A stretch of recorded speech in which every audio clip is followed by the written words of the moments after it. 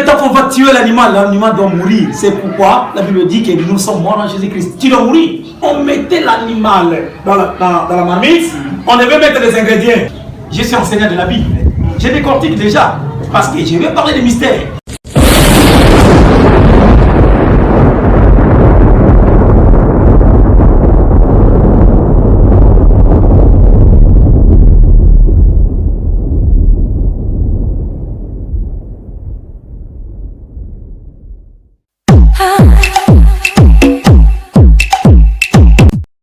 Bonjour fidèles téléspectateurs de Digital Crown, bienvenue dans notre émission L'explosion des mystères.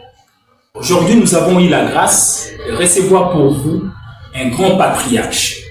Et bien moi je me présente, je suis le présentateur, votre humble serviteur Stéphane Loupembe. Alors aujourd'hui nous avons vraiment eu la grâce de recevoir un grand homme de Dieu. Il s'appelle le patriarche Mike Nico Daïtondé. Bonjour patriarche. Bonjour, cher journaliste. Oui. En tout cas, nous sommes très ravis de vous recevoir. Aujourd'hui, le patriarche va nous parler sur un thème qui est la marmite de préparation ministérielle. Je sais que le ministre de Dieu sont vraiment branchés pour suivre ce que le patriarche va aujourd'hui nous décortiquer. Alors, patriarche, vous êtes venu avec un thème dont beaucoup de gens se demandent, se posent des questions. Parce qu'il y a trop de problèmes, surtout à ce qui concerne le ministère ou encore l'appel de l'homme de Dieu. Alors, aujourd'hui, on est très content et on veut découvrir cela parce que vous êtes un grand homme de mystère. Alors, j'aimerais avant tout qu'on puisse commencer par l'explication de votre surnom. Je ne sais pas si beaucoup de gens le savent, mais certainement, je sais pas mal de gens qui le savent. On vous appelle Dr Mike Nico Daïtondé. Alors pourquoi le Daïtondé? Ok, merci beaucoup, cher journaliste et serviteur de Dieu, de m'avoir parlé la parole. Je pense que le monde entier est en train de suivre. Mon nom ne dit absolument rien, premièrement. Mon nom ne signifie rien, hein. Mais il y a un nom qui était décidé. Tous les noms, c'est le nom de Jésus. Mon nom peut signifier fleuret, mon nom peut signifier quoi que ce soit, mais mon nom n'apportera pas de guérison, ni de réponse aux problèmes des humains sur la terre. Voilà pourquoi je l'aime bien le nom de Jésus Christ. Pour satisfaire votre même curiosité, j'aimerais dire que le nom de Mike, c'est un diminutif du nom de Michael, signifie qui est comme Dieu, c'est comme Michel en français. Et puis Nico signifie vainqueur. En langue hébraïque, Nicolaïte signifie Nico, vainqueur. Alors, Dei, c'est le jour renversé tonnerre, c'est quand jour de tonnerre. Alors, cela ne vaut absolument rien, parce que le nom de Jésus-Christ est au-dessus de tous les noms, c'est ça le nom qui porte la solution à toute l'humanité. Mais avant de pouvoir entamer ton prison, je voudrais me remettre entre les mains de Dieu. Nous prions. Béni soit-il Dieu qui règne sur l'univers, Dieu qui prend le contrôle des hommes, de toutes les âmes, de tous les esprits et de tous les corps qui se remettent sur la surface de la terre. Je bénis cette émission, je bénis notre pasteur qui tient compagnie de cette émission, je bénis le cameraman, notre frère Christian, et que l'émission soit animée par le Saint-Esprit et qu'il y ait des inspirations extraordinaires. Merci Seigneur, parce que tu vas découvrir des grands mystères de la Bible et te les cacher à longtemps. Nous allons essayer de prier. Amen. Amen. Oui, fidèles téléspectateurs, nous venons de suivre la prière avec le docteur Mike Nico Daïtondé. En tout cas, personnellement, je suis ému par rapport à son sens de l'humilité. Donc, il honore beaucoup plus Dieu, il vante beaucoup plus Dieu. Par contre, d'autres ministres de Dieu ne les font pas, c'est beaucoup plus leur propre publicité. Oui, cher patriarche, nous entrons directement dans le vif du sujet. Aujourd'hui, vous allez décortiquer sur un mystère, ou encore sur un thème qui est la marmite de préparation ministérielle. Qu'est-ce que vous voulez dire par là, cher patriarche? Merci beaucoup, cher journaliste, pour la question. Je voulais d'abord, avant d'épingler cela, je voulais dire qu'est-ce qu'un mystère. Qu'est-ce qu'un mystère? Un mystère, c'est quelque chose qui est flou, c'est quelque chose qui est caché à la vue de tous, mais qui est révélé par quelqu'un. Et chez cet homme-là qui est révélé, ce n'est plus un mystère, mais c'est un mystère, c'est parce que vous ne connaissez pas encore cela. Alors, quand vous ne connaissez pas encore cela, Quant à vous maintenant de me donner le temps de pouvoir décortiquer ce que Dieu a mis dans moi. Alors, lorsqu'on parle des marmites, des préparations ministérielles, d'abord, avant de toucher cela, j'aimerais dire que le monde, c'est une histoire biblique. Le monde, c'est la Bible. Si vous échappez là, l'enseignement du monde, vous n'allez pas saisir la Bible. Écoutez-moi très bien. Même être président de la République, vous devez être préparé. Il y a une marmite qui vous a préparé. Même être chauffeur, vous devez être préparé. Il y a une école de chauffeur qui vous prépare. Même être journaliste comme il est à côté de moi, il a été préparé. Il y a une école de journalisme. Alors, c'est tout simplement ça. Si vous ne passez pas à une étape de préparation, vous n'arriverez pas à faire mieux et très bien votre travail. C'est pourquoi Dieu aussi, comme c'est un grand garant, c'est lui qui prépare les hommes de Dieu, c'est lui qui les appelle. Il a une marmite aussi à cuisiner les hommes de Dieu. Je ne suis pas hors. Je lis la Bible dans le livre de 1 Samuel, chapitre 2, verset 14. Écoutez ce que dit la Bible. 1 Samuel, chapitre 2, verset 14. Oui, j'espère que vous avez bien noté le passage biblique. Il est écrit, il piquait dans la chaudière, dans le chaudron, dans la marmite et dans les pots, et tout ce que la fourchette amenait, les sacrificateurs les prenaient pour lui. C'est ainsi qu'ils agissaient à l'égard de tous ces Israéliens qui venaient là à Shiloh. Je ne prends que le contexte marmite. Ok. Pourquoi je touche cela? Écoutez-moi, mon frère et ma sœur. Lorsqu'on préparait l'offrande à Dieu, il y avait d'abord une condition. On n'offrait pas à Dieu n'importe quoi. On n'offrait pas à Dieu n'importe quel animal. Il y avait des conditions de sélection.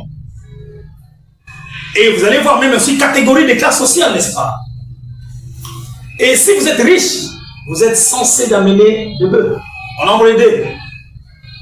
Si vous êtes de la classe moyenne, vous allez amener soit des chèvres, des moutons, des béliers.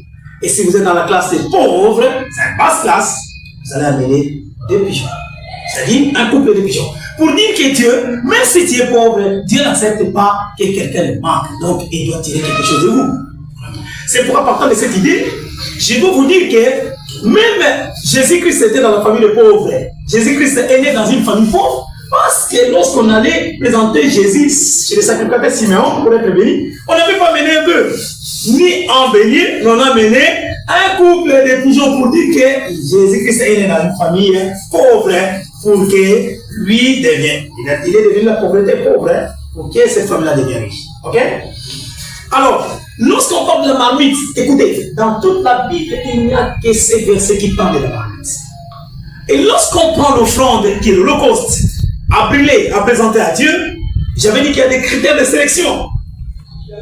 Dieu demandait d'abord que cela soit un mâle, que cela soit un animal de bonne santé, pas déchassé, un animal pas boité, pas de défauts corporels, pas chétif, de bonne santé, gras, gros, qui est vraiment estimé à un grand prix et qui est aussi honorable, que tout le monde apprécie. Voilà, ça c'était les critères de sélection. Alors maintenant, écoutez, lorsqu'on coupe l'animal, écoutez, il y a 3 étapes de sacrifice. Première étape, c'est le lavage. Deuxième, c'est le gorgement. Troisième, c'est le feu. C'est-à-dire, lorsqu'on amène l'animal devant les sacrificateurs, Pasteur Stéphane, la première des choses, on doit laver l'animal. On doit laver l'animal. On ne présente pas un animal sale devant Dieu, cher journaliste.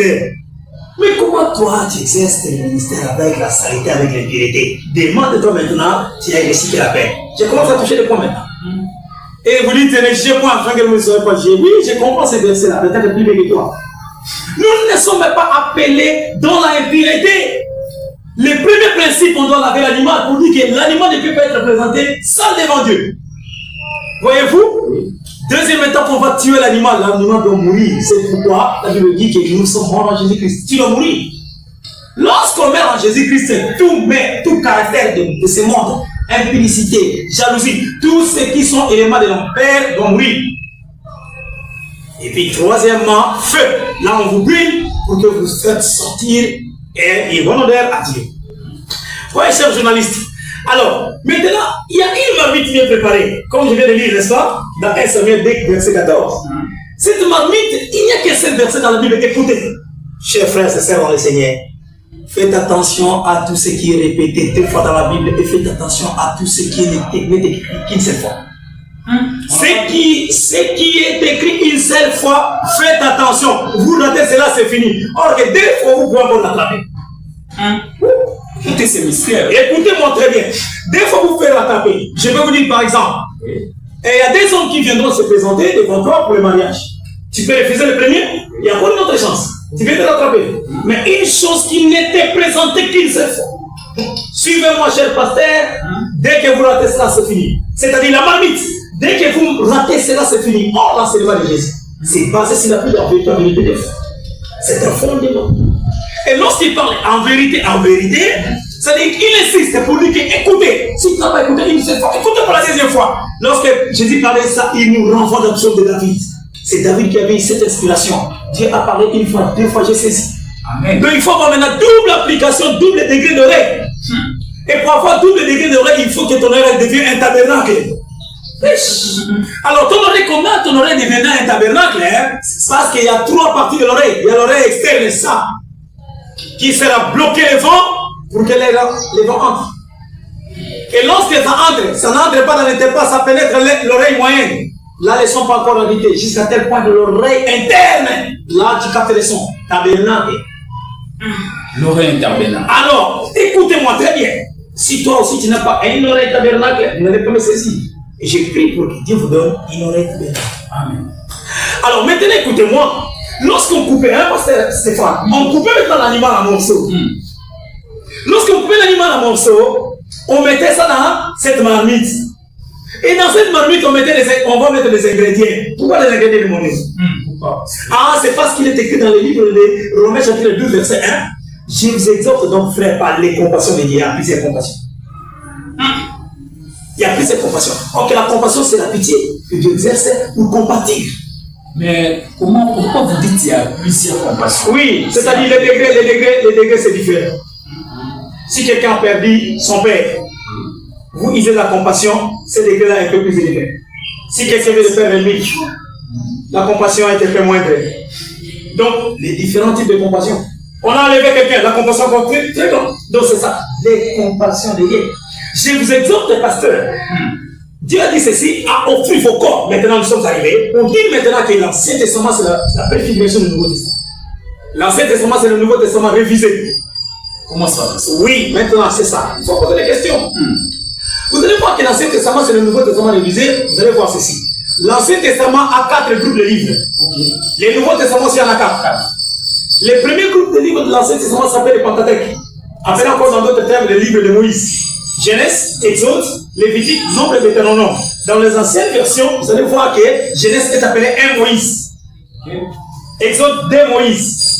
Si on te dit par exemple Exode 14, 14, c'est 2 Moïse 14, 14. C'était comme ça. Lévitique 3 Moïse. Nombre 4 Moïse. Et puis Deutéronome 5 Moïse. Vous voyez? S'il vous plaît, patriarche, j'aimerais que les gens puissent un peu comprendre par rapport à ce que vous dites. Vous dites que Genèse 1 Moïse, Genèse un Moïse dans les versions anciennes. Pourquoi? Parce que c'est Moïse qui a écrit. C'est Moïse qui a écrit les Pentateuque. C'est que les publics qui nous suivent puissent comprendre. Parce qu'il y a. On disait comme ça parce que c'est écrit par Moïse. Okay. Même aussi les livres de Job, c'est Moïse qui a écrit. Il a inspiré cela. Ok? Alors maintenant, lorsqu'on mettait l'animal dans la marmite, on devait mettre les ingrédients. J'ai dit comme ça, pourquoi les ingrédients? Parce que Dieu a besoin de sacrifier de bonne honneur.